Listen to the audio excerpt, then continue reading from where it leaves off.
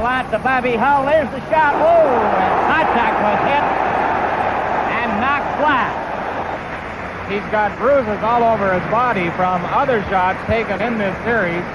Watching him in the dressing room the other night, one shoulder was yellow and blue and orange, every color in the rainbow it appeared. When you talk about athletic charisma, you're talking about, in my opinion, two individuals who were absolutely head and shoulders above the pack. Perhaps three. One would be Muhammad Ali, the other would be Joe Willie Namath, and the third would be Bobby Hull. When Bobby would wind up for that slap shot, it was like the eruption of Mount Vesuvius.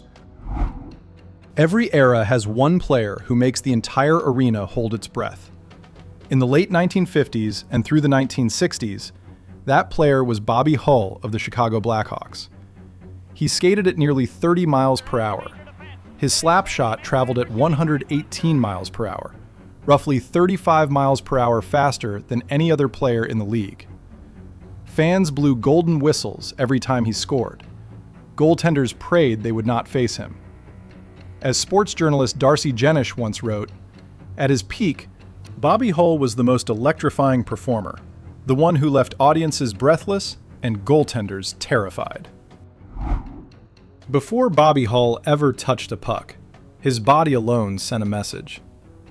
He stood 5 feet 10 inches tall and weighed around 190 pounds. But what set him apart was the sheer density of his muscle. His arms measured 17.25 inches around, a number more commonly associated with heavyweight boxers than hockey players. His chest was described by teammates as a literal barrel, generating enormous leverage with every single swing of his stick. That physical engine powered one of the most terrifying skating speeds the sport had ever recorded. Hull reached a top speed of 29.7 miles per hour without the puck, and still maintained 28.3 miles per hour while controlling it. At roughly 86 kilograms, moving at nearly 13 meters per second, the momentum he carried down the left wing was a mathematical problem that defensemen simply could not solve. Bobby Orr, the legendary defenseman of the Boston Bruins, put it plainly, Hull skated at full speed even while handling the puck. That is a kind of pressure nobody else could create. His teammate Stan Mikita added, there are great athletes who do not need to practice, and Bobby Hull was one of them. Everything came to him completely naturally. To understand why Bobby Hull terrified goaltenders at a level beyond any other player, you must understand one critical fact about that era. Most goaltenders played without a face mask. There was no protection between their face and whatever came at them. And what came at them from Hull traveled at 118 miles per hour. Gump Worsley of the Montreal Canadiens was one of the most respected goaltenders of his generation. Before facing Hull, Worsley famously said, anyone who wears a mask is a coward. Those words would come back to haunt him. In a game at Chicago Stadium in the late 1960s, Hull fired a slap shot from roughly 25 feet away that struck Worsley directly in the temple. He lost consciousness immediately and was carried off the ice on a stretcher, taken to hospital for monitoring of a serious head injury. Glenn Hall, Hull's own teammate with the Chicago Blackhawks, was no stranger to the damage either. Hall was struck in the mouth during a practice session and required 23 stitches before returning to the ice. He later admitted, Hull's shot when he was young was wild and dangerous.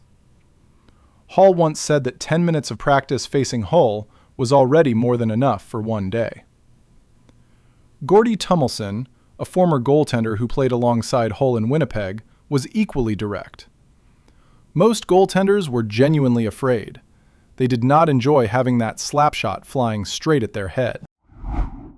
What made Bobby Hull truly impossible to stop was not just his speed or his shot. It was the fact that no injury, no matter how severe, could remove him from the fight.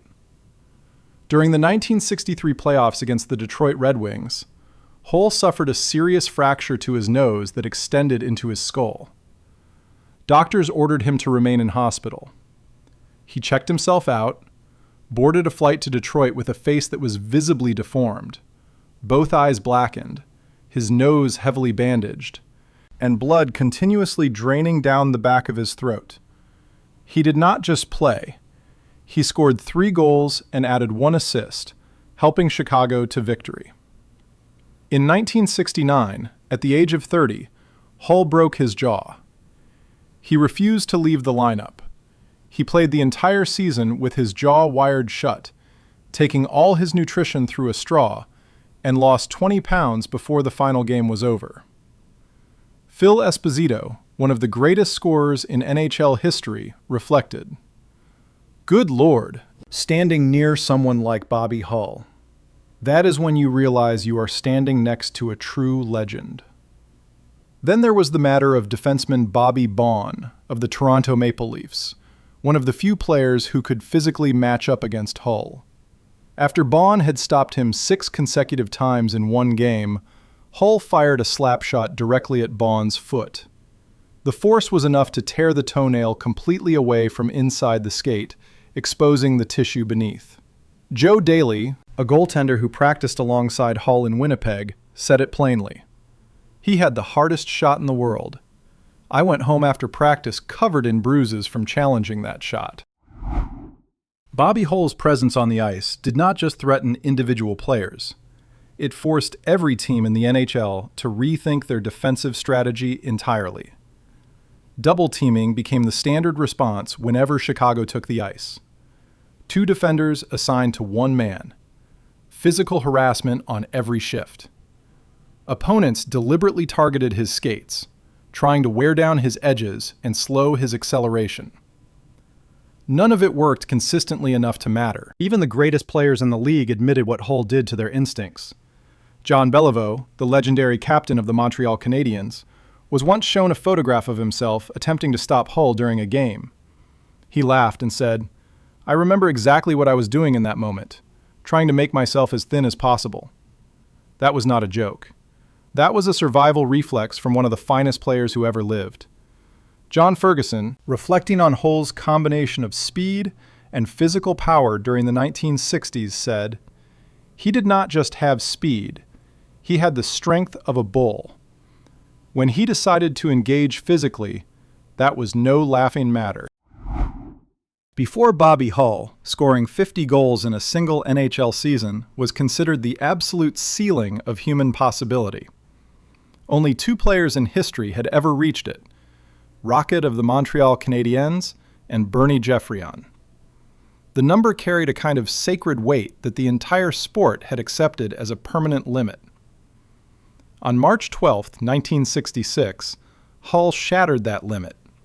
He scored his 51st goal of the season against the New York Rangers, becoming the first player in history to cross that threshold. The goal came the way most of his goals did: a burst of acceleration from his own zone, past the defense, and a slap shot from 40 feet out. Chicago Stadium erupted. The crowd refused to stop cheering for 7 full minutes. It was not a single moment of greatness.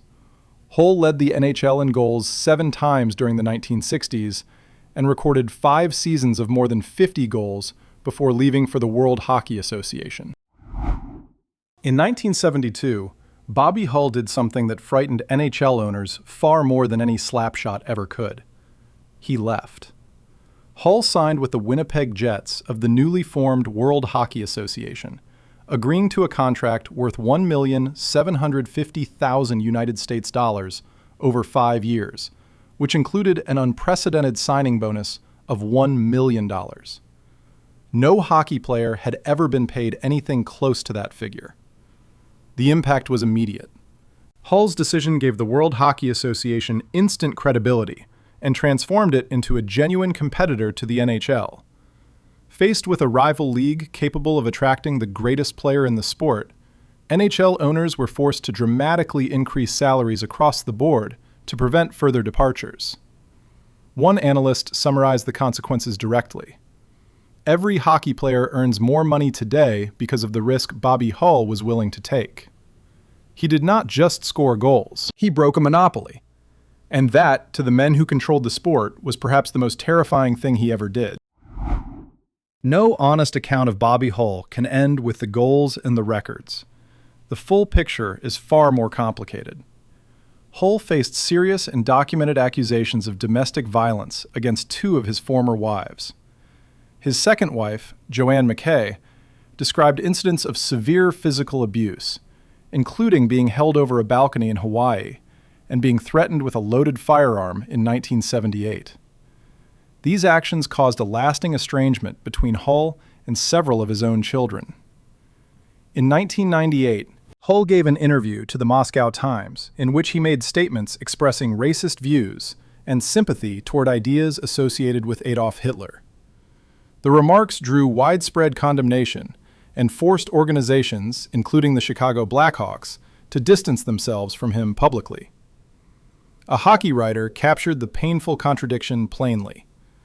Bobby Hull was a great player and a deeply flawed human being. You cannot separate the art from the artist when the artist is the one who created it.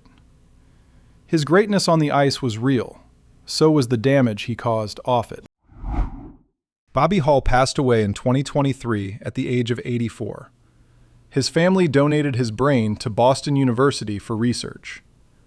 The results confirmed what many had quietly suspected. Hull had been living with stage 2 chronic traumatic encephalopathy, a degenerative brain disease caused by repeated physical impacts accumulated over a lifetime in the sport. In his final decade, he struggled with short-term memory loss, poor judgment, and significant changes in behavior. His longtime teammate, Stan Mikita, was diagnosed with the same condition. Together, their cases pushed the NHL and the NHL Players Association to establish advisory committees dedicated to protecting the long-term brain health of players. The speed and power that made Bobby Hull the most feared player of his era had quietly been destroying him from within all along. Who do you think was the most terrifying player in NHL history? Bobby Hull or someone else? Tell us in the comments below.